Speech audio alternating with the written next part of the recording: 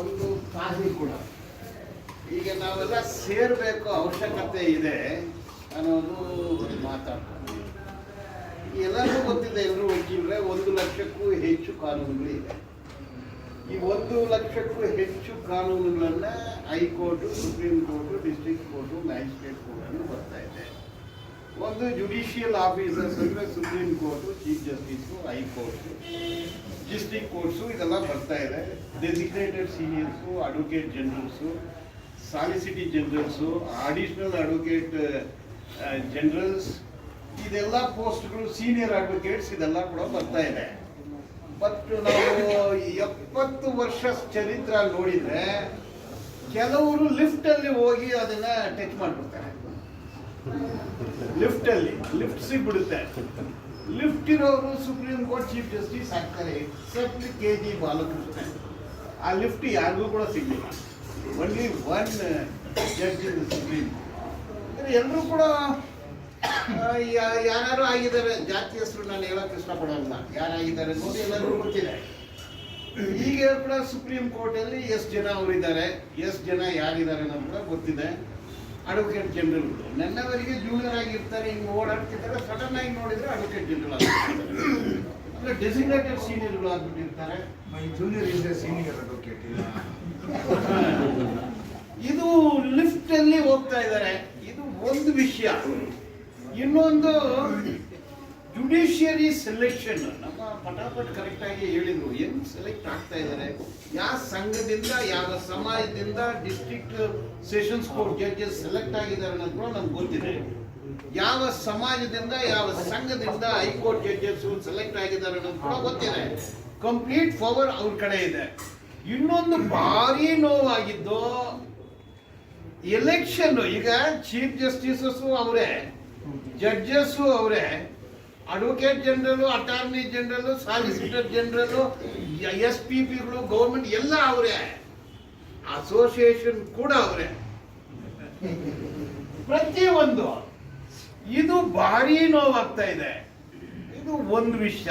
ಇನ್ನೊಂದು, ಆದೇಶಗಳು ಯಾಕಾಗುತ್ತೆ? ಇವತ್ತು ನಾನು ಪೆಟಿಷನ್ ಹಾಕ್ತೀನಿ, ಡಿಸ್ಮಿಸ್ ಆಗುತ್ತೆ, ನಾಳೆ ಯಾರೋ ಆಗ್ತಾರೆ, ಅಲೋ ಆಗುತ್ತೆ. ಸೊ ಹ್ಯೂಮಿಲಿಯೇಷನ್ ಕೂಡ ಆಗ್ತಾ ಇದೆ. ಸೆಷನ್ಸ್ ಕೋರ್ಟ್ಗಳಲ್ಲಿ ಅದೇ ನಡೀತಾ ಇದೆ ಎಲ್ಲ. ಈಗ ಕೋರ್ಟಲ್ ನಂಬರ್ 1 to 10 ಯಾರ್ ಡಾಮಿನೇಷನು, 10 to 20 ಯಾರ್ ಡಾಮಿನೇಷನು, ಸೆಷನ್ಸ್ ಕೋರ್ಟ್ ಯಾರ್ ಡಾಮಿನೇಷನು, ಮ್ಯಾಜಿಸ್ಟ್ರೇಟ್ ಕೋರ್ಟ್ ಯಾರ್ ಡಾಮಿನೇಷನ್ ಅಂದ್ರೆ ಕೂಡ ಲಿಫ್ಟ್ ಅಲ್ಲಿ ಹೋದವರು ಅಲ್ಲಿದ್ದಾರೆ. ಈಗ 1 ಲಕ್ಷ ಕಾನೂನಲ್ಲಿ ನಮಗೂ ಇನ್ಕಮ್ ಟ್ಯಾಕ್ಸ್ ಲಾಗ್ ಸಂಬಂಧ ಇಲ್ಲ. ಇದು ಯಾರು ಇನ್ಕಮ್ ಟ್ಯಾಕ್ಸ್ ಪ್ರಾಕ್ಟೀಸರ್ ಇರೋದಿಲ್ಲ. ನಮಗೂ ಕಾರ್ಪೊರೇಟ್ ಲಾಗೆ ಸಂಬಂಧ ಇಲ್ಲ, ನಮಗೂ ಪ್ರಾಪರ್ಟಿ ಲಾಗೆ ಸಂಬಂಧ ಇಲ್ಲ, ನಮಗೂ ಸುಮಾರು ಕಾನೂನುಗಳಿಗೂ ಸಂಬಂಧ ಇಲ್ಲ. ನಾವು ಬೇರೆ ಸಿವಿಲ್ ಮಾಡ್ತೀವಿ ಅಥವಾ ಕ್ರಿಮಿನಲ್ ಅಲ್ಲಿ ಮಾಡ್ತೀವಿ. ಬೇರೆ ಆಫೀಸ್ ಇರೋದಿಲ್ಲ ನಮಗೆ. ಕಾರ್ಪೊರೇಟ್ ಲಾ ಪ್ರಾಕ್ಟೀಸ್ ಮಾಡಬೇಕಂದ್ರೆ ಎಲ್ಲೋಗಿ ಸೇರ್ಕೊಳ್ಳೋದು ನಾವು. ಇಷ್ಟಿದೆ ಅಂದ್ರೆ ಇದು ಉದ್ದೇಶ. ನಾವು ಡಿಸ್ಕಸ್ ಮಾಡಿದ್ದು ನಮ್ಮ ಸಮಾಜದವರು, ನಮ್ಮ ವರ್ಗದವರು. ಅಂದ್ರೆ ನಾವು ಯಾರು ಶ್ರೀಮಂತರ ಮಕ್ಕಳಲ್ಲ, ಯಾರು ಮೇಸ್ಟ್ರ ಮಕ್ಕಳಾಗಿರ್ತೀವಿ, ವರ್ಕರ್ ಮಕ್ಕಳಾಗಿರ್ತೀವಿ, ರೈತರ ಮಕ್ಕಳಾಗಿರ್ತೀವಿ. ಇದನ್ನ ಯೂಸ್ ಮಾಡ್ಕೊಳ್ಳೋದು ಅನ್ನೋದ್ರ ಬಗ್ಗೆ ಕೂಡ ನಾವು ಯೋಚನೆ ಮಾಡಿದ್ದು. ಅದರಲ್ಲಿ ಒಂದು ಬಂದಿದ್ದು ಈಗ ಒಂದು ಓರಿಯಂಟೇಷನ್ ಕ್ಲಾಸ್. ಈಗ ಕ್ರಿಮಿನಲ್ ಲಾ ಅಂತ ಬಂದ್ರೆ ಅವ್ರು UAPI, NUPI ಕೇಸ್ ನಾನು ನಡೆಸೋದಿಲ್ಲ.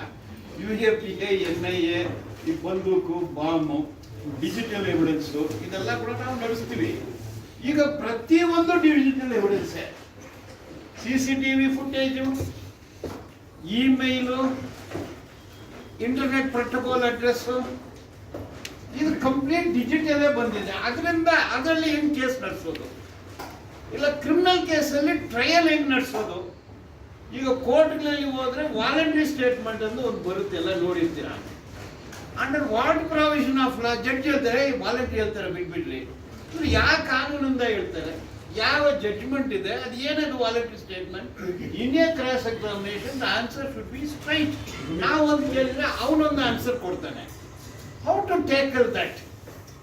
ಈ ಟ್ರಯಲ್ ಹೆಂಗ್ ನಡೆಸೋದು, ಇದ್ರ ಬಗ್ಗೆ ಕೂಡ ಒಂದು ಕ್ಲಾಸ್ ಮಾಡ್ಬೋದು. ಇದರಲ್ಲಿ ಯಾರು ಇಂಟ್ರೆಸ್ಟ್ ಇದ್ದಾರೋ 15 days ಒನ್ಸು ಒಂದ್ ಕಡೆ ಕೂತು digital evidence, CCTV footage, internet protocol, email, Facebook, Twitter, ಇದ್ರ ಮೇಲೆ ಕೇಸ್ ನಡೀತಾ ಇದೆ. ಇದ್ರ ಬಗ್ಗೆ ಒಂದು ಓರಿಯಂಟೇಷನ್ ಕ್ಲಾಸ್ ಕೊಡೋಣ. ಯಾವ ಪುಸ್ತಕ ಓದಬೇಕು ಅನ್ನೋದ್ರ ಬಗ್ಗೆ, ಟ್ರಯಲ್ ನಡೆಸೋದ್ರ ಬಗ್ಗೆ, ತನಿಖೆ ಹೆಂಗಾಗುತ್ತೆ, ತನಿಖೆಯನ್ನು ಹೆಂಗೆ ಚಾಲೆಂಜ್ ಮಾಡೋದು, ಈ ಥರ. ಅದೇ ರೀತಿ ಸಿವಿಲ್, ಅದೇ ರೀತಿ ಬೇರೆ ಬೇರೆ ಪ್ರಾಪರ್ಟಿ ಮ್ಯಾಟರ್ಸು, ಸಕ್ಸೆಷನ್ ಆ್ಯಕ್ಟು, ಇದ್ರ ಬಗ್ಗೆ ಎಲ್ಲದಕ್ಕೂ ಒಂದು ಓರಿಯಂಟೇಷನ್ ಕ್ಲಾಸ್ ಕೊಡಬೇಕು. ಅದ್ರ ಬಗ್ಗೆ ನಾವು ಈ ಥರ ಒಂದು ಗ್ರೂಪ್ ಮಾಡಬೇಕು ಅನ್ನೋದು ಯೋಚನೆ ಮಾಡಿದ್ವಿ. ಈಗ ಇನ್ನೊಂದು ಡೇಂಜರಸ್ ಏನ್ ನಡೀತಾ ಇದೆ ಅಂದ್ರೆ, ಅಡ್ವೊಕೇಟ್ಸ್ ಆಕ್ಟ್ ಅಮೆಂಡ್ ಆಗ್ತಾ ಇದೆ. 4-5 ರೀತಿಯಲ್ಲಿ ಅಡ್ವೊಕೇಟ್ಸ್ ಆಕ್ಟ್ ಅಮೆಂಡ್ಮೆಂಟ್ ಆಗ್ತಾ ಇದೆ. ಒಂದು amendment criminal law complete close ಮಾಡ್ತಾ ಇದ್ದಾರೆ. Article 22 fair trial, right to silence, burden is on the prosecution, ಇದೆಲ್ಲ ಮುಚ್ಚಾಕ್ಬಿಟ್ಟು ಮೂಮೆಂಟ್ ಇವನ ಅಪರಾಧಿ ಅಂದ್ರೆ ಆವತ್ತೇ ಸೆಂಟೆನ್ಸ್ 13 ವರ್ಷ ಬೇಯಿಲೆ ನೋ ಬೇಲ್, ಈ ತರ ಕಾನೂನುಗಳು ಬರ್ತಾ ಇದೆ. Article 19 is also under challenge. Article 19A to G, article 19 sub class 2 ನೇ ಕಾನೂನು ಆಗ್ಬಿಟ್ಟಿದೆ. ನೀವು article sub class 2 and 66F of the terror, cyber terrorism ಓದಿದ್ರೆ ಒಂದೇ ಇದೆ. Exception is an offence. ಈ ತರ ಸುಮಾರು ಕಾನೂನುಗಳಿದೆ. ಇದ್ರ ಬಗ್ಗೆ ಕೂಡ ಸೆಮಿನಾರ್ ಮಾಡಬೇಕು, ವಿರೋಧ ಮಾಡಬೇಕು. ಇಂಥ ಕಾನೂನುಗಳು ಅಲ್ಪಸಂಖ್ಯಾತರಿಗೆ ವಿರೋಧವಾಗಿದೆ, ದಲಿತರಿಗೆ ವಿರೋಧವಾಗಿದೆ, ಆದಿವಾಸಿಗಳಿಗೆ ವಿರೋಧವಾಗಿದೆ, ಕಾರ್ಮಿಕರಿಗೆ ವಿರೋಧವಾಗಿದೆ, ಹಿಂದುಳಿದವರಿಗೆ ವಿರೋಧವಾಗಿದೆ. ಅಂದ್ರೆ 95% ಇಂಡಿಯನ್ ಪಾಪ್ಯುಲೇಷನ್ಗೆ ವಿರೋಧವಾದ ಕಾನೂನುಗಳು ಸುಮಾರು ಬರ್ತಾ ಇದೆ. ಈಗ ಈ ಅಮೆಂಡ್ಮೆಂಟ್ ಆಗ್ತಾ ಇದೆ ಕ್ರಿಮಿನಲ್ ಲಾ. ಅದಕ್ಕೆ ಕಮಿಟಿ ಅಪಾಯಿಂಟ್ ಮಾಡಿದ್ದಾರೆ. ಕಮಿಟಿ ಚೇರ್ಮನ್ಗಳು ಎಲ್ಲರೂ ಕೂಡ ಒಂದು ಪಾರ್ಟಿಯಿಂದನೇ ನೇಮಕ ಮಾಡಿದ್ದಾರೆ. ನಾವೆಲ್ಲ ಹೋರಾಟ ಮಾಡಿದ್ದೇವೆ, ಅದು ನಿಂತಿದ್ವಿ ಅನ್ನೋದು ಕೂಡ ಇದೆ. ಈಗ ಪ್ರಾಬ್ಲಮ್ ಆಗ್ತಾ ಇದೆ. ಪೊಲೀಸ್ನಿಂದ ಪ್ರಾಬ್ಲಮ್ ಫೇಸ್ ಮಾಡಬೇಕು. ಕೆಲವು ಜಡ್ಜಸ್ ಭಾರಿ ಮೋಸವಾಗಿ ಟ್ರೀಟ್ಮೆಂಟ್ ಮಾಡ್ತಾರೆ. ಲತಾ ಅಂದು ಒಂದು ಜಡ್ಜ್ ಇದ್ರು, ಕೋರ್ಟ್ ನಂಬರ್ 54. ಏನು ಆನ್ಸರ್ ಕೊಟ್ಬಿಡ್ರಿ, ಏನ್ರಿ ಆನ್ಸರ್ ಕೊಡೋದು ನೀವು? ಸರಿಯಾಗಿ ಹೇಳ್ರಿ ವಕೀಲ್ರ, ಹಿರಿ ವಕೀಲ್ರ. ಈ ತರ ಇನ್ನೊಬ್ಬ ಜಡ್ಜ್ ಇದ್ದಾರೆ ಸಚಿನ್ ಅಂದು, ಈಗ ಅವ್ರನ್ನ ನಾವೇ ಓಡಿಸ್ತೀವಿ. ಈ ತರ ಸುಮಾರಿದ್ದಾರೆ. ನಾನು ಹೆಸರೇ ಹೇಳಿದ್ವಿ, ಪೇಪರಲ್ಲೆಲ್ಲ ಕೂಡ ಬಂದಿದೆ. ಈ ಜಡ್ಜಿಗಳನ್ನು ಕಾಟ ಇದೆ ಅಲ್ಲ, magistrate court, sessions court, high court, ಇದನ್ನ ತಡ್ಕೊಳ್ಳೋಕೆ ಆಗೋದಿಲ್ಲ. ಇದನ್ನೆಲ್ಲ ನಾವೇ ಫೇಸ್ ಮಾಡ್ತೀವಿ, ಬೇರೆ ಯಾರು ಫೇಸ್ ಮಾಡಲ್ಲ. ನಮ್ಮ ಮುಖ ಸ್ವಲ್ಪ ಫೇರ್ ಆಗಿ ಇರೋದಿಲ್ಲ, ಏನ್ ಮಾಡಕ್ಕಾಗುತ್ತೆ. ನಮ್ಮ ಕಂಡ್ರೆ ಒಂದು ಮುಖ ನೋಡಿ ಆದೇಶಗಳು ಮಾಡ್ತಾರೆ. So how to face this? ಮತ್ತೆ ಪೊಲೀಸರದ್ದು ಕಾಟ ಇರುತ್ತೆ, ಅಡ್ವೊಕೇಟ್ ಮೇಲೆ ಅಟ್ಯಾಕ್ಗಳು ಆಗುತ್ತೆ. ಇದೆಲ್ಲ ಕೂಡ ನಾವು ಫೇಸ್ ಮಾಡ್ತೀವಿ. ನಾವು ಒಂದು 10 ಲಕ್ಷ ರೂಪಾಯಿ ಸಂಪಾದನೆ ಮಾಡೋಕ್ಕೆ 1 ವರ್ಷ ಓಡಾಡ್ತೀವಿ, 2 ವರ್ಷ ಕಷ್ಟಪಡ್ತೀವಿ. ಆದ್ರೆ ಕೆಲವು ಅಡ್ವೊಕೇಟ್ಸ್, ಕೆಲವು ಸಮಾಜದಿಂದ, ವರ್ಗದಿಂದ ಬಂದಿರೋರು ಒಂದು 10 ಲಕ್ಷ ರೂಪಾಯಿ 1 ಮಿನಿಟಲ್ಲಿ ಹೊಡಿತಾರೆ. 5 ವರ್ಷದಲ್ಲಿ 20 ಕೋಟಿ ರೂಪಾಯಿಗೆ ವಿಲ್ಲಾ ತಗೊಳ್ತಾರೆ. ನೋಡಿದ್ವಿ. ಇದು ಹೆಂಗ ನಡೀತಾ ಇದೆ? The inequality, disparity is very wide for various reason. ನಾವು ಯಾರು ಮ್ಯಾಜಿಸ್ಟ್ರೇಟ್ ಆಗಿ ಆಗೋದು ನಮ್ಮವ್ರು ಭಾರಿ ಕಡಿಮೆ, ಸೆಷನ್ ಜಡ್ಜ್ ಭಾರಿ ಕಡಿಮೆ. ಹೈಕೋರ್ಟಲ್ಲಿ ಯಾರಿದ್ದೀವಿ? ಇವಾಗ 44 ಜನದಲ್ಲಿ 20 ಜನ ಬ್ರಾಹ್ಮಣರು, 25 ಉಳಿದವರು ಬ್ರಾಹ್ಮಣಿಕಲಾಗಿದ್ದಾರೆ. ನಾವು ನಜೀರ್ ಅಹಮದ್ ಸಾಹೇಬರು ಸುಪ್ರೀಂ ಕೋರ್ಟ್ಗೆ ಹೋಗಿದ್ದಾರೆ, ಸುಪ್ರೀಂ ಕೋರ್ಟ್ಗೆ. ಅವರು ಒಂದು ಯೂನಿವರ್ಸಿಟಿಯಲ್ಲಿ ಮಾತಾಡಿದಾಗ ಬಾಬಾ ಸಾಹೇಬ್ ಅಂಬೇಡ್ಕರ್ ಕಾನ್ಸ್ಟಿಟ್ಯೂಷನ್ ನ ಫಾಲೋ ಮಾಡಬಾರ್ದು, ಮನುಸ್ಮೃತಿಯನ್ನು ಫಾಲೋ ಮಾಡಬೇಕು ಅಂದು. ಎಂತದಿದು? So we have to condemn that. ಏನ್ ಮಾತಾಡ್ತಾರೆ ಅವರು? Is it not in Manusmriti ಅನ್ನೋದು article 17, untouchability in any form is abolition, punishable. Supreme court ಅಲ್ಲಿ ಸಿಟ್ಟಿಂಗ್ ಜಡ್ಜ್ ಹೇಳ್ತಾರೆ ಮನುಸ್ಮೃತಿ ಅಂದ್ರೆ ಅನ್ಟಚಬಿಲಿಟಿ ಫಾಲೋ ಮಾಡ್ಬೇಕಂತ ಹೇಳ್ತಾರೆ. ಸೊ ಇದೆಲ್ಲ ಕೂಡ ನಡೀತಾ ಇದೆ. ನಾನೇನು ಜಾಸ್ತಿ ಹೋಗ್ತಾ ಇಲ್ಲ. ಅದರಿಂದ ಒಂದು ಈಗ ನಾವು ಒಂದು ಕೆಳಮಟ್ಟದ ವರ್ಗದವರು, ಸಮಾಜದವರು, ಇದ್ರ ಮೇಲೆ ಎಲ್ಲರೂ ಹಂಗೆ ಇರ್ಬೇಕಂದಲ್ಲ. ಈ ತರ ಒಂದು ಇನ್ಇಕ್ವಾಲಿಟಿ ವಿರೋಧವಾಗಿರೋರು, ಪ್ರಜಾಪ್ರಭುತ್ವ ಡೆಮೋಕ್ರಸಿ ಮೇಲೆ ನಂಬಿಕೆ ಇರೋರು, ಎಲ್ಲರೂ ಕೂಡ ಚೆನ್ನಾಗಿರ್ಬೇಕನ್ನೋರೆಲ್ಲ ಕೂಡ ನಾವು ಸೇರ್ಬೇಕಾಗುತ್ತೆ ಅನ್ನೋದು ಒಂದು. ಸಮ್ ಟೈಮ್ಸ್ ಇನ್ನೋಸೆನ್ಸ್ ಅರೆಸ್ಟ್ ಮಾಡಿ ಜೈಲಲ್ಲಿ ಹಾಕ್ತಾರೆ. ಜೈಲಲ್ಲಿ ಇರೋರೆಲ್ಲ ನಮ್ಮ ಸಮಾಜದವರೇ, ಒಂದು ಹಿಂದುಳಿದವರು, ಅಲ್ಪಸಂಖ್ಯಾತರು, ದಲಿತರು, ಕಾರ್ಮಿಕರು, ಇವರೇ ಜೈಲಲ್ಲಿ ಇದ್ದಾರೆ. ಮಾಡದೇ ಇರೋ ತಪ್ಪಕ್ಕೆ ಒಳಗಡೆ ಇದ್ದಾರೆ. ತಪ್ಪು ಮಾಡೋರೆಲ್ಲ ಪಾರ್ಲಿಮೆಂಟ್ ಅಲ್ಲಿ, ವಿಧಾನಸಭೆ. ಇದಕ್ಕೆ ನಾವು ಒಂದು ಟೀಮ್, ನಾವು ಫ್ರೀ ಸರ್ವಿಸ್ ಕೂಡ ಪ್ರೋಬೋನೋ ಸರ್ವಿಸ್ ಮಾಡಬೇಕಾಗುತ್ತೆ. ಎಲ್ಲಾ ಕೇಸಲ್ಲಿನೂ ದುಡ್ಡು ಬರ್ಬೇಕಂತಲ್ಲ, ಈ ತರ ಒಂದು ಲೀಗಲ್ ಹೆಲ್ಪ್, ಅದು ಸಿವಿಲ್ ಅಲ್ಲಿ ಇರಲಿ, ಕ್ರಿಮಿನಲ್ ಅಲ್ಲಿ ಇರಲಿ, ಅದು ಯಾವುದೇ ಕಾನೂನಲ್ಲಿ ಇರಲಿ, ಲೀಗಲ್ ಹೆಲ್ಪ್ ಮಾಡೋಕೆ ಕೂಡ ನಾವು ತಯಾರಾಗಬೇಕು. ನೆಸೆಸಿಟಿ ಇರೋರು ನಾವು ಪರ್ಸನಲ್ ಆಗಿ ಮಾಡ್ತೀವಿ, ಕೆಲವು ಕೇಸ್ ಎಲ್ಲ ಫ್ರೀಯಾಗಿ ನಡೆಸ್ತೀವಿ. NIA ಕೋರ್ಟಲ್ಲಿ ನಡೆಸ್ತೀವಿ, ಬೇರೆ ಕೋರ್ಟ್ಗಳಲ್ಲಿ ಕೂಡ ನಡೆಸ್ತೀವಿ. ಹೇಳ್ಕೊಳಕ್ಕೆ ಬ್ರೇಕ್ ಅಂತೇಳಿ ಅಲ್ಲಿ ಹೇಳ್ತಾ ಇಲ್ಲ. So how to encourage young advocates to take up these cases pro bono and protect the society. ಈಗ ನಾವು ಓದಿಲ್ಲ, 1861 ವರೆಗೆ ನಾವು ಓದಕ್ಕೆ ಸಾಧ್ಯನೇ ಇಲ್ಲ. ಓದಿದ್ರೆ ಓದಿದ್ರು ಸಾಯಿಸ್ತಿದ್ರು. ಬ್ರಿಟಿಷ್ನವ್ರು ಬಂದ ಮೇಲೆ ಕೆಲವು ಸ್ಕೂಲ್ಗಳಾಯ್ತು, ಅದನ್ನು ಪೂರ್ತಿ ನಾವು ಓದಿಲ್ಲ, ಅವರೇ ಡಾಮಿನೇಟ್ ಮಾಡ್ಕೊಂಡು. ಇತ್ತೀಚೆಗೆ ನಾವು ಎಲ್ಲ ಹೇಳಿದ್ರು, ಇವರೆಲ್ಲ ಫಸ್ಟ್ ಜನರೇಷನ್ ಅಡ್ವೊಕೇಟ್. ತಾತ ಕೈನಾಟು, ಅಪ್ಪನು ಕೈನಾಟು, ಮುತ್ತಾತ ಕೈನಾಟು, ಅವರು ಈ ಹೆಬ್ಬಟ್ಟು, ತಮಿಳಲ್ಲಿ ಕೈನಾಟು. ಈಗ ಅವರು 10 ಜನರೇಷನ್ ಬರ್ತಾರೆ. ಇನ್ಕಮ್ ಟ್ಯಾಕ್ಸ್ ಲಾ ಅವ್ರದೇ, ಅಡ್ವೊಕೇಟ್ ಜನರಲ್ ಅವರೇ, ಚೀಫ್ ಜಸ್ಟಿಸ್. ನೋಡಿ, ಈಗಿರೋ ಚೀಫ್ ಜಸ್ಟಿಸ್ ಎಲ್ಲ ಹೈಕೋರ್ಟ್ಗಳಲ್ಲಿ ಜಡ್ಜ್ ಮಗನೇ ಚೀಫ್ ಜಸ್ಟಿಸ್, ಮಗ chief justice. Supreme court judges ಮಗ ಮಗಳೇ ಫಸ್ಟ್ ಜನರೇಷನ್ ಇಲ್ವೇ ಇಲ್ಲ. ಯಾರೋ ಒಬ್ರು ರವಿಕುಮಾರ್ ಅಂತ ಕೇರಳದಿಂದ ಹೋಗಿದ್ದಾರೆ, ಅವ್ರ ತಂದೆ ಕೋರ್ಟ್ ಅಲ್ಲಿ ಕ್ಲರ್ಕ್ ಇದ್ರಂತೆ. ಸೊ ಇದು ಭಾರಿ ಡಿಸ್ಪಾರಿಟಿ ಇದೆ. ಇದೆಲ್ಲ ಕೂಡ ಗಮನಕ್ಕೆ ತಗೊಂಡು ಇನ್ನೊಂದು ನಾವು ಎಕ್ಯೂಪ್ ಆಗ್ಬೇಕು. ಇಂಗ್ಲಿಷ್ ಯಾರು ನಾವು ಇಂಗ್ಲಿಷ್ ಕಾನ್ವೆಂಟ್ ಅಲ್ಲಿ ಓದಿಲ್ಲ, ಇಲ್ಲ ನಾನು ತಮಿಳ್ ಮೀಡಿಯಂ ಓದಿದ್ದೆ, ಸುಮಾರು ಜನ ಕಾಶಿ ಕನ್ನಡ ಮೀಡಿಯಂ ಓದಿರ್ತಾರೆ. But we also learn English. ಕಲಿಬೇಕು, ಅದೇನು ದೊಡ್ಡ ವಿಷಯ ಅಲ್ಲ. V should learn. ತಪ್ಪು ನಾವು ಮಾಡಿದ್ದೆ ಅಲ್ಲಿ. ಬ್ರಾಹ್ಮಣರು ಬ್ರಿಟಿಷ್ನವ್ರು ಬಂದ ತಕ್ಷಣ ಇಂಗ್ಲಿಷ್ ಕಲಿಯೋಕೆ ಶುರು ಮಾಡಿಬಿಟ್ರು, ನಮ್ಮ ಕಲಿಯೋಕೆ ಸಾಧ್ಯ ಆಗಲಿಲ್ಲ. ಅದರಿಂದ ಅವ್ರು ಎಲ್ಲ ಪೊಸಿಷನ್ ಅಲ್ಲಿ ಅವರೇ ಇದ್ದಾರೆ. ಆ ಲಿಸ್ಟ್ ಎಲ್ಲ ಹೇಳ್ಬೋದು, ಇವತ್ತೇನು ಇದು ಭಾಷಣ ಏನಲ್ಲ. ಅಂದ್ರೆ ಇವತ್ತು ನಾವು ಸೇರಿರೋದು let us form a team. ಅದಕ್ಕೋಸ್ಕರನೇ ಬೆಂಗಳೂರು ಅಡ್ವೊಕೇಟ್ಸ್ ಅಂತ ಇಟ್ಟಿವಿ. ಅದರಲ್ಲಿ ಏನಾದ್ರೂ ಒಂದು ಪ್ರೋಗ್ರೆಸಿವ್ ಅಂದ್ರೆ ಒಂದು ಬಣ್ಣ ಹಚ್ತಾರೆ. ನಾವು ಯೋಚನೆ ಮಾಡಿದ್ದು JB ಅಡ್ವೊಕೇಟ್ಸ್ ಅಸೋಸಿಯೇಷನ್ ಯೋಚನೆ ಮಾಡಿದ್ವಿ. ಕೆಲವರು ಹೇಳಿ, ಅಯ್ಯೋ ಆ ಹೆಸರು ಕೊಟ್ಟ ತಕ್ಷಣ ನಮ್ಮನ್ನು ದೂರ ಓಡಿಸ್ತಾರೆ ಅಂತಾರೆ, ಐಸೋಲೇಟ್ ಮಾಡ್ತಾರೆ. JB, ಕಾಮ್ರೇಡು, ನೀಲಿ ಬಣ್ಣ, ಇದು ಎಲ್ಲ ಕೂಡ ಬೇಡ. ವೆರಿ ಅಡ್ವೊಕೇಟ್ಸ್ ಅಸೋಸಿಯೇಷನ್ ಇದು ಏನೋ ಬೀದಿನಲ್ಲಿ ನಿಂತ್ಕೊಂಡು ಹೋರಾಟ ಮಾಡಬೇಕು ಅನ್ನೋದಲ್ಲ. ಕಾನೂನು ರೀತಿಯಾಗಿ ಕಾನೂನನ್ನೇ ಎಷ್ಟು ಮಟ್ಟಕ್ಕೆ ಸಮಾಜಕ್ಕೆ ನಮಗೆ ಉಪಯೋಗ ಮಾಡಿಕೊಡ್ತು.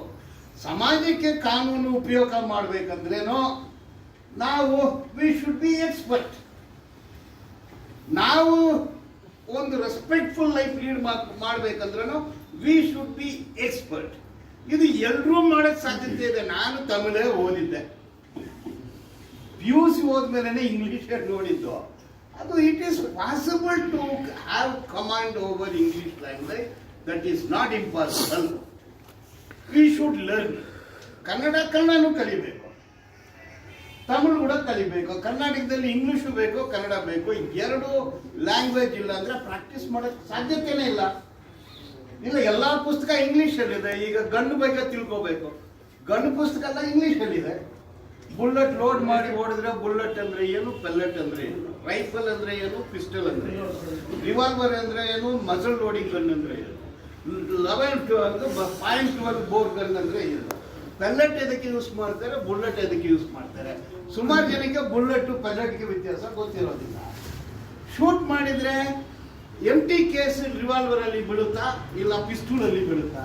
ಎಂಟಿ ಕೇಸಲ್ಲಿ ರೈಫಲಿಂಗ್ ಮಾರ್ಕ್ ಹೆಂಗಾಗುತ್ತೆ, ಬುಲೆಟ್ ಅಲ್ಲಿ ರೈಫಲಿಂಗ್ ಮಾರ್ಕ್ ಹೆಂಗಾಗುತ್ತೆ. How to overcome that, DNA ಹೆಂಗ್ ಓವರ್ಕಮ್ ಮಾಡೋದು. CCTV ಫುಟೇಜ್ CD ಕೊಡ್ತಾರೆ, ಹೌ ಟು ಚಾಲೆಂಜ್ ದಟ್. ಅದ್ರ ಮೇಲೆ ಹಾರ್ಡ್ ಡಿಸ್ಕ್ ಅಂದ್ರೆ ಏನು, ಪ್ರತಿ ವಿಷಯನೂ ನಾವು ಓದಬೇಕಾಗುತ್ತೆ. ಅದ್ರ ಬಗ್ಗೆ let us have class of this nature once in 15 days. ಯಾರು ಇದರಲ್ಲಿ ಇಂಟ್ರೆಸ್ಟ್ ಇದ್ದಾರೋ ಕೊಟ್ರೆ ಒಂದ್ ಕಡೆ ಸೇರೋಣ. ವಿ ವಿಲ್ ರೆಕಾರ್ಡ್ ಇಟ್, ಕನ್ನಡದಲ್ಲೇ ಮಾತಾಡೋಣ, ಜಡ್ಜ್ಮೆಂಟ್ ಕೊಡೋಣ. ಕೇಸ್ ಒಂದೊಂದು ಸಬ್ಜೆಕ್ಟ್ ತಗೊಂಡ್ರೆ ಅದಕ್ಕೆ ಹೆಂಗಿದೆ, ಮೂಲ ಎಲ್ಲಿಂದ ಶುರುವಾಯಿತು, ಇಂಟರ್ನ್ಯಾಷನಲಿ ಏನಿದೆ, ಇಂಡಿಯಾದಲ್ಲಿ ಏನಿದೆ, ಎವಿಡೆನ್ಸ್ ಆಕ್ಟ್ ಏನಿದೆ, CRPC ಏನಿದೆ, IPC ಏನಿದೆ, ಅದಕ್ಕೆ ಜಡ್ಜ್ಮೆಂಟ್ಗಳು, ಅದನ್ನೇ ಹೆಂಗೆ ಓವರ್ಕಮ್ ಮಾಡೋದು, ಒನ್ಸ್ ಇನ್ 15 days ಅದರಲ್ಲಿ ಇಂಟ್ರೆಸ್ಟ್ ಇರೋರಿಗೆ, ಇಲ್ಲ ಸಿವಿಲ್ ಲಾನಲ್ಲಿ ಇಂಟ್ರೆಸ್ಟ್ ಇರೋರಿಗೆ ಕಾಶಿ ಬರ್ತಾರೆ, ಇಲ್ಲ ರಿಟ್ ಕಲಿಬೇಕು, ಬೇರೆ ಬೇರೆದು ಕಲಿಬೇಕಂದ್ರೆ ಒನ್ಸ್ ಇನ್ 15 days ರೊಟೇಷನಲ್ಲಿ ಕ್ಲಾಸ್ ಮಾಡೋಣ ಅನ್ನೋದು ಒಂದು ಇಶ್ಯೂ. ಎರಡನೇದು ಆಫೀಸ್ಗಳು ನೋಡ್ಕೊಳ್ಳೋದು, ಅವ್ರಿಗೆ ಹೆಲ್ಪ್ ಮಾಡೋದು, ಏನೋ ಜಡ್ಜ್ಮೆಂಟ್ ಬೇಕು, ಡ್ರಾಫ್ಟಿಂಗ್ ಮಾಡಿಕೊಡ್ಬೇಕು, ಇದನ್ನ ಹೆಂಗೆ ಹ್ಯಾಂಡಲ್ ಮಾಡೋದು, ಒಂದು ಬಂದರೆ ಫ್ರೀ ಸರ್ವಿಸ್ ಮಾಡೋಣ. ಯಾಕಾಗಲಿ ಈ ಕಾನೂನಲ್ಲಿ ನಮ್ಗೇನು ಡೌಟ್ ಇದೆ ಸರ್, ಇದನ್ನ ಹೆಂಗೆ ಚೆಕ್ ಕೇಸು, ಇದನ್ನ ಹೆಂಗೆ ಹ್ಯಾಂಡಲ್ ಮಾಡೋದು, DV ಕೇಸ್ ಹೆಂಗೆ ಹ್ಯಾಂಡಲ್ ಮಾಡೋದು, ಈ ಥರ ಬಂದರೆ ಏನು ಮಾಡೋದು, ಅದ್ರ ಜಡ್ಜ್ಮೆಂಟ್ಸ್ ಏನಿದೆ, ಇದ್ರ ಬಗ್ಗೆನೂ ನಮ್ಮ ಹತ್ರ ಬಂದರೆ ನಾವು ಈಗ ನನ್ನ ಕೇಸು ನನ್ನ ಕಾಸಲ್ಲ, ಎಲ್ಲರಿಗೂ ಹೋಗೋದು ನನ್ನ ಕೇಸು ನನ್ನ ಕಾಸು, ನಂದು ಕಾಸು ನಂದು ಕೇಸಲ್ಲ, ಇದು ಸಮಾಜ ಅಂದರೆ ನಿಮಗೆಲ್ಲಿ ಕಾಸು ಬರುತ್ತೆ ಕೇಸು ಅಂದ್ರೆ ಅಂತ ಇವ್ರಿಗೆ ನಾವು ಹೆಲ್ಪ್ ಮಾಡೋದು ಕೂಡ ಯೂಸ್ ಆಗುತ್ತೆ. ಈ ನಿಟ್ಟಲ್ಲಿ ಈ ಗ್ರೂಪ್ ಪ್ಲಸ್ ಕೋರ್ಟ್ಗಳಲ್ಲಿ ಜಡ್ಜ್ಗಳಿಂದ ಅನ್ಯಾಯ ಮಾಡಿದ್ರೆ why don't be gone as. Latha ಅವ್ರದ್ದು ಪ್ರಾಬ್ಲಮ್ ಬಂದಾಗ ಸುಮಾರು ಜನ ಹೇಳಿದ್ರು, ನಾನು ಎಲ್ಲ ಬರೀ ಕೇಳೋಣ ಅಯ್ಯಮ್ಮ ಹತ್ರನೇ ಹೋಗಿ ನಿಮ್ಮ ಹತ್ರ ನಾವು ಕೇಸ್ ನಡೆಸೋದಿಲ್ಲ ಅಂತ ಡೈರೆಕ್ಟ್ ಆಗಿ. ಯಾಕೆ? ನಮ್ಮ ಕಕ್ಷಿಗಾರಿಗೆ ನಿಮ್ಮ ಮೇಲೆ ನಂಬಿಕೆ ಇದೆ, ನಿಮಗೆ ನಂಬಿಕೆ ಇದೆ, ನನ್ಗೆ ನಂಬಿಕೆ ಇದೋ ಇಲ್ವೋ ಅದು ನನ್ನ ವಿಚಾರ, ನನ್ನ ಕಕ್ಷಿಗಾರನಿಗೆ ನಿಮ್ಮ ಮೇಲೆ ನಂಬಿಕೆ. ಎಲ್ಲರನ್ನೂ ಸೇರಿಸ್ಕೊಂಡು ಹೋಗಿ ಪ್ರಿನ್ಸಿಪಲ್ ಜಡ್ಜಿಗೆ ರಿಪೋರ್ಟ್ ಕೊಟ್ವಿ, ಈ ಅಮ್ಮನ ಹತ್ರ ನಾವು ಕೇಸ್ ನಡೆಸೋಲ್ಲ. ಟ್ರಾನ್ಸ್ಫರ್ ಆಯ್ತಾ? ಸುಮಾರು ಆಗಿದೆ. ಮ್ಯಾಜಿಸ್ಟ್ರೇಟ್ಗಳಲ್ಲಿ ಸುಮಾರು ಕಾಟ ಕೊಡ್ತಾರೆ, ಹೈಕೋರ್ಟ್ಗಳಲ್ಲಿನೂ ಮಾಡಿದ್ವಿ ನಾವು, ಕೋರ್ಟ್ ಒಳಗಡೆ ಕೂಡ ಹೋಗಿದ್ವಿ. ಇದು ಏನು ಎಲ್ಲ ಕನ್ಫ್ರಂಟೇಷನ್ ಅಲ್ಲ, ಬೇರೆಯವ್ರಿಗೆ ತೊಂದರೆ ಆದಾಗ ಅದರಿಂದ ಪೊಲೀಸ್ ಪ್ರಾಬ್ಲಮ್ ಇರಲಿ, ಜಡ್ಜಸ್ ಪ್ರಾಬ್ಲಮ್ ಇರಲಿ, ಪ್ರಾಸಿಕ್ಯೂಟರ್ ಪ್ರಾಬ್ಲಮ್ ಇರಲಿ, ಬೇರೆ ಅಡ್ವೊಕೇಟ್ಸ್ ಪ್ರಾಬ್ಲಮ್ ಇರಲಿ, ಏನೇನೋ ಸಂಘಟನೆಗಳು ಉಟ್ಕೊಂಡ್ಬಿಟ್ಟಿದೆ, ಧಮಕಿ ಹಾಕೋ ಸಂಘಟನೆಗಳೆಲ್ಲ ಉಟ್ಕೊಂಡಿದೆ. ಅವ್ರ ಹತ್ರ ಜಗಳ ಕಾಯ್ಬೇಕಂದು ನಾನು ಹೇಳ್ತಾ ಇಲ್ಲ. ಇದನ್ನೆಲ್ಲ ಒಂದು ತೀರ್ಮಾನ ಮಾಡಿ democratically let us create a organisation. ನಾನು ಕಾಶಿ ಅವ್ರಿಗೆ ಹೇಳಿದೆ, ಒಂದು ಸಂಘಟನೆ ಬೆಂಗಳೂರು ಅಡ್ವೊಕೇಟ್ಸ್ ಅಂತ ರಿಜಿಸ್ಟರ್ ಮಾಡೋಣ, ಅದಕ್ಕೆ ಒಂದು ಪದಾಧಿಕಾರಿಗಳಿರಲಿ ಡೆಮಾಕ್ರೆಟಿಕ್ ಆಗಿ, ಅದನ್ನು ಸೆಲೆಕ್ಟ್ ಮಾಡೋಣ, ಅದ್ರ ಹಿಂದ್ಗಡೆ ಒಂದು ಕಾರ್ಯಕಾರಿ ಸಮಿತಿ ಮಾಡೋಣ, ಅದರಲ್ಲಿ ಎಲ್ಲ ಥರ ಅಡ್ವೊಕೇಟ್ ಇರಲಿ, ಡೆಮಾಕ್ರೆಟಿಕ್ ಆಗಿ ಪ್ಲಾನ್ ಮಾಡೋಣ. ಯಾವುದೇ ಅಮೆಂಡ್ಮೆಂಟ್ ಮಾಡಿದ್ರೇನೋ ಸೆಮಿನಾರ್ ಮಾಡೋಣ, ಸಿಂಪೋಸಿಯಂ ಮಾಡೋಣ, ಎಕ್ಸ್ಪರ್ಟ್ಸ್ ಫ್ರಮ್ ಡೆಲ್ಲಿ ಬೇರೆ ಕಡೆಯಿಂದ ಕೂಡ ಕರೆಯೋಣ. CIA, NRC, NPR ಬಂದಾಗ ನಾವು ಕಾಶಿಗೆಲ್ಲ ಡೆಲ್ಲಿಯಿಂದ ಪ್ರಶಾಂತ್ ಭೂಷಣ್ ಕರೆದಿದ್ವಿ, ರಿಟೈರ್ಡ್ ಜಡ್ಜಸ್ ಗೋಪಾಲ್ ಗೌಡ್ರು ಬಂದಿದ್ರು, ಆ ಥರ ಎಕ್ಸ್ಪರ್ಟ್ಗಳು ಸುಮಾರು ಜನ, ಕೋಲ್ಸಾ ಪಾಟೀಲ್ ರಿಟೈರ್ಡ್ ಜಡ್ಜ್ ಇದ್ರು, ಅವ್ರನ್ನ ಕರೆಸಿದ್ವಿ. ಬೆಸ್ಟ್ ಜಡ್ಜ್ ತಮಿಳುನಾಡಲ್ಲಿ ಹರಿಪರಿಣಾಮ ಅಂತ ಜಡ್ಜಿಗಳಿದ್ದಾರೆ, ಸುಮಾರು ಎಲ್ಲ ಕಡೆನೇ ಇದ್ದಾರೆ, ಕರೆದ್ರೆ ಬರ್ತಾರೆ, ಅವ್ರು ಚಾರ್ಜ್ ಕೂಡ ತಗೊಳ್ಳೋದಿಲ್ಲ. ಸೊ ಸುಮಾರು ಒಂದು ತಿಂಗಳಿಗೆ ಒಂದು ಸೆಮಿನಾರು, ಸಿಂಪೋಸಿಯಂ ಇಂಥದ್ದು ಮಾಡೋಣ. ಪ್ರತಿ ಒಬ್ಬರಿಗೆ ಉಪಯೋಗ ಆಗೋ ಥರ ನಾವು ನಡವಳಿಕೆದು ಒಂದು ಚಟುವಟಿಕೆ ನಡೆಸೋಣ. ಇದಕ್ಕೆ ನೋ ಪಾಲಿಟಿಕ್ಸ್, ನೋ ಬಯಾಸ್, ಅದು ನೋ ಪಾರ್ಶಾಲಿಟಿ, ಯಾವುದೋ ಒನ್ ಸೈಡ್ ಇಲ್ಲ. ಸೋನ್ಲಿ in the interest of advocates who never get lift ಇರೋ ಅಡ್ವೊಕೇಟ್ಗಳಿಗೆ ಇಲ್ಲಿ ಏನು ಚಾನ್ಸಸ್ ಇಲ್ಲ. ಸ್ಟೆಪ್ಸ್ನಲ್ಲಿ ಹೋಗೋ ಅಡ್ವೊಕೇಟ್ಸು ಸೇರೋಣ, ಲಿಫ್ಟಲ್ಲಿ ಹೋಗೋರು ಇಲ್ಲಿ ಬರೋದಿಲ್ಲ. ಈಗ ಬಂದಿರೋರು ಯಾರು ಲಿಫ್ಟ್ನವರೇ ಇಲ್ಲ, ಬರೀ ಸ್ಟೆಪ್ಸ್ನವರೇ ಸೇರ್ಕೊಂಡಿದ್ವಿ. ಸೊ ಲಿಫ್ಟು ಸ್ಟೆಪ್ನವರಿಗೆ ಸಪೋರ್ಟ್ ಬೇಕಾಗುತ್ತೆ, ಯಾಕಂದ್ರೆ ನಮ್ಗೆ ಲಿಫ್ಟೇ ಸಿಗೋದಿಲ್ಲ, ಲಿಫ್ಟ್ ಕೊಡೋರು ಕೂಡ ಇಲ್ಲ. ಸೊ ಇಂಥ ನಿಟ್ಟಿನಲ್ಲಿ ಇದನ್ನ ಚರ್ಚೆ ಸುಮಾರು ಜನ ಚೆನ್ನಾಗೇ ಮಾತಾಡಿದರು. ಈ ನಿಟ್ಟಿನಲ್ಲಿ ಯಾರಾಗಲೂ ಮಾತಾಡೋರು ಮಾತಾಡಿ. ಈಗ ಟೈಮ್ ಕೂಡ 7:37 ಆಯಿತು. ಸೊ ನಾವು ಫಸ್ಟ್ ಟೈಮ್ ಸೇರಿದ್ವಿ, ಒಂದು ಊಟದ ವ್ಯವಸ್ಥೆ ಮಾಡಬೇಕಂತ ಕೂಡ ಒಂದು ಪ್ರಪೋಸಲ್ ಇತ್ತು. ಸೊ ಊಟದ ವ್ಯವಸ್ಥೆ ಕೂಡ ಮಾಡಿದ್ವಿ. ಎಲ್ಲರೂ ಕೂಡ ದಯವಿಟ್ಟು ಊಟ ಮಾಡ್ಕೊಂಡು ಹೋಗ್ಬೇಕು. ಮತ್ತೆ ಯಾರು ಮಾತಾಡ್ತಾರೆ, ಏನು ಡೈರೆಕ್ಷನ್ ಕೊಡ್ತಾರೆ, ಒಂದು ಪ್ಲಸ್ ಇದನ್ನ ಪ್ರಾರಂಭ initiative triggering fight 26th January constitutional day. ಅವತ್ತು ದಿವಸದಿಂದಲೇ ಆವತ್ತಿಗೆ ಏನು ಟಾಪಿಕಲ್ಲಿ ಒಂದು ಸೆಮಿನಾರು, ಒಂದು 200-300, ಇವತ್ತು ಸುಮಾರು ಜನ ಬಂದಿದ್ರೆ, ನಾವೆಲ್ಲ ಒಂದು 5-5 ಜನ ಕರ್ಕೊಂಡ್ಬಂತೀವಿ, 250 ಜನ ಆಗುತ್ತೆ. ಒಂದು ಮಾಡೋಕ್ಕಾಗುತ್ತಾ? January 26th, that will be the inauguration day of this group ಅನ್ನೋದು ಒಂದು ಯೋಚನೆ ಮಾಡಿದ್ವಿ. ಏನು ಕಾಸು ಸರಿ ಹರಿರಾಮ್? ಸೊ January 26th ಏನು ಮಾಡೋಣ, ಯಾವ ಟಾಪಿಕಲ್ಲಿ, ಸ್ಪೀಕರ್ ಯಾರು, ರಿಸೋರ್ಸ್ ಪರ್ಸನ್ ಯಾರು ಆ ಟಾಪಿಕ್ ಅಲ್ಲಿ ಎಷ್ಟು ಜನ ಮಾತಾಡ್ತಾರೆ, ಅದಕ್ಕೆ ಏನು ಒಂದು ರೈಟರ್ಸ್ಗಳು ತರಬೇಕಾಗುತ್ತೆ. ಈ ಥರ ಒಂದು ಪ್ರೋಗ್ರಾಮ್ ಮಾಡೋಕ್ಕೆ ಇದು ನಾನು ಮಾಡಿದ್ವಿ. ಇದರಲ್ಲಿ ಯಾರು ನಾವು ಬಂದಿರೋ ನಾನು ಬಾರ್ ಕೌನ್ಸಿಲ್ ಕಂಟೆಸ್ಟ್ ಮಾಡ್ತೀನಿ ಓಟ್ ಹಾಕಿ, ಎಲೆಕ್ಷನಲ್ಲಿ ಕಂಟೆಸ್ಟ್ ಮಾಡ್ತೀನಿ ಓಟ್ ಹಾಕಿ ಅಂತ ಯಾರು ಬಂದಿಲ್ಲ. ಈಗ ಎಲೆಕ್ಷನ್ ಈಗ ಓವರ್ ಆಗಿದೆ, that is not hour photo. Election ಮೊದಲು ನಾವು ಮಾಡಿದರೆ ಯಾರೋ ಎಲೆಕ್ಷನ್ಗೋಸ್ಕರ ಏನು ಮಾಡ್ತಾ ಇದ್ದಾರೆ ಇನ್ನು 4 ವರ್ಷಕ್ಕೆ ನೋಯಿತು.